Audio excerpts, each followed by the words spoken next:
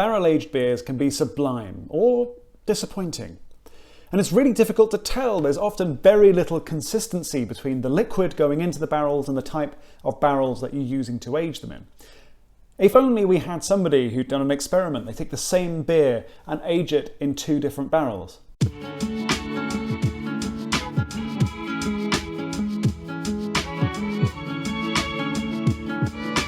Hello there and welcome back to another episode of Brew Report, where this week I am still north of the border. I'm still up in Scotland, where I'll be trying another Scottish beer. I've got a couple of bottles here from Black Isle Brewery that I picked up from the tap room when we were driving through Inverness. My partner has said that if I leave these another day, if we have to pack these into our suitcases and move again, then she's going to pour them down the sink. So it's on me to finish these off tonight. These are 2 editions of what is effectively the same beer. They're both part of the Black Isle Brewing Barrel Age series. They are both a dark oatmeal stout inside these bottles. The difference is the barrels they've been aged in. So we're going to crack these open in quick succession so we can compare them side by side. I'm going to start quickly here with the East Coast before we move on to the West Coast. Let's just... Christ. So, cracking open the East Coast, on this side, this, smells very good. I get a sort of stouty sensation, a little bit of a sort of whiskey aroma coming off it.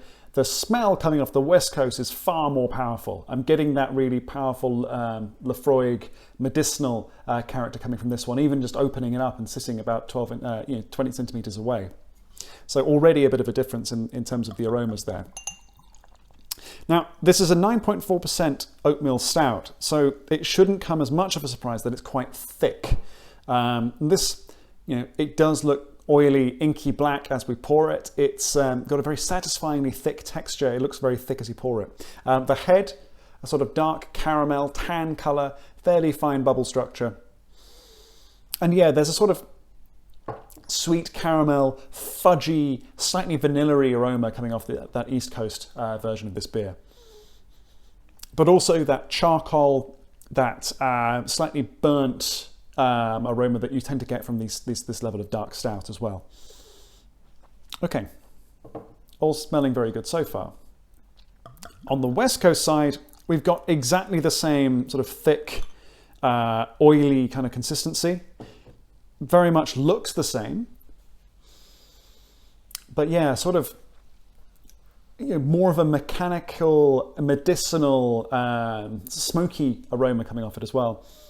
It's almost cheesy, weirdly. I'm almost getting a blue cheese funk to it, which is, I'm not sure I particularly like it, but it's certainly interesting.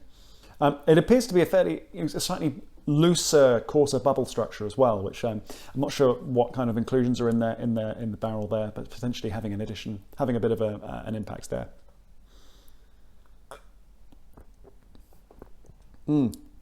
So back to the East Coast, and on the tongue, initially I'm getting that caramel sweetness again that fudge, but there's a bit of an edge to it, and certainly as it sort of fades away on the finish, it's that edge that remains, and it's a little bit of a spicy finish there. It's got that vanilla, maybe a touch of cinnamon, kind of as you would expect from something that's been aged in barrels. It's got a bit of an oaky finish to it as well.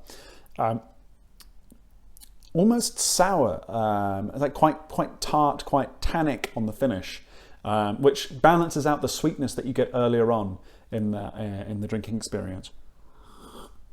Yeah, there's definitely this sort of edge of alcoholic warmth, and that really warms up on the palate as you go sort of let it sit on the tongue for a little while, and particularly towards the finish. And there's a kind of boozy whiskey aftertaste as well, which is really quite lovely. It's good. It's very good, and that's balancing very nicely because you've got a lot of that flavour from the whiskey coming through, that sweetness, that vanilla, that sort of almost butterscotchy flavours coming through, but that's balancing out with what's quite a bittersweet, quite a smoky, quite a sort of charcoal flavoured stout. Now let's try West Coast. Note the difference here in the head. You've still got a little bit of foam, very little, but some foam on the East Coast.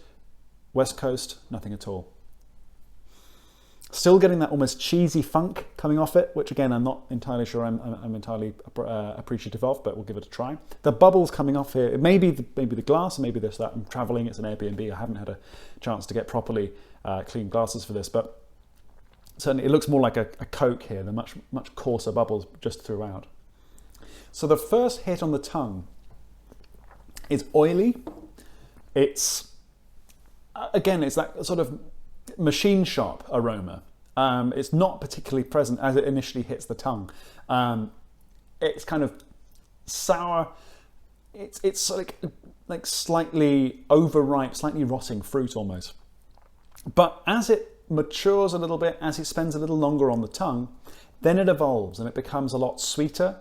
That funkiness sort of becomes smokiness, and that's when you start to get that sort of Lafroig style peated smokiness coming through, and then it becomes a lot more pleasant. So it's sort of harsh and unpleasant on the start, but as it sort of spends a bit of time in the mouth warming up, then it gets better.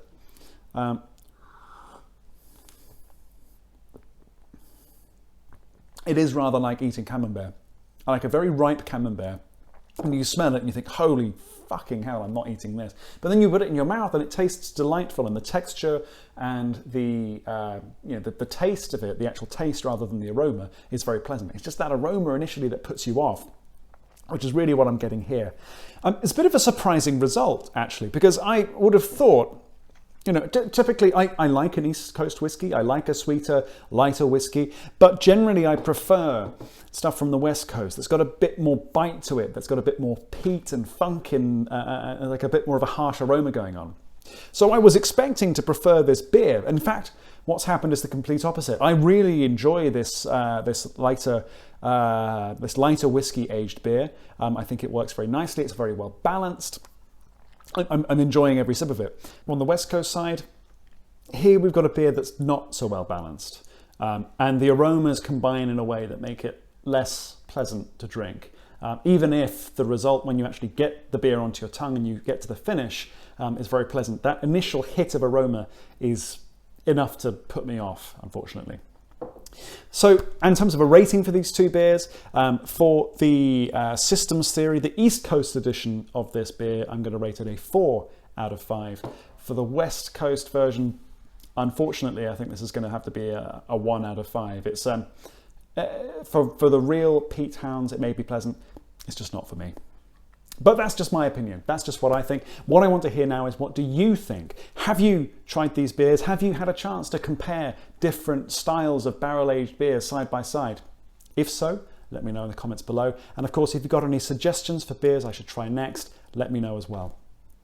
If you liked this video, please do check out the rest of the videos on my channel, or go to brewreport.co.uk, where I post fresh content every week.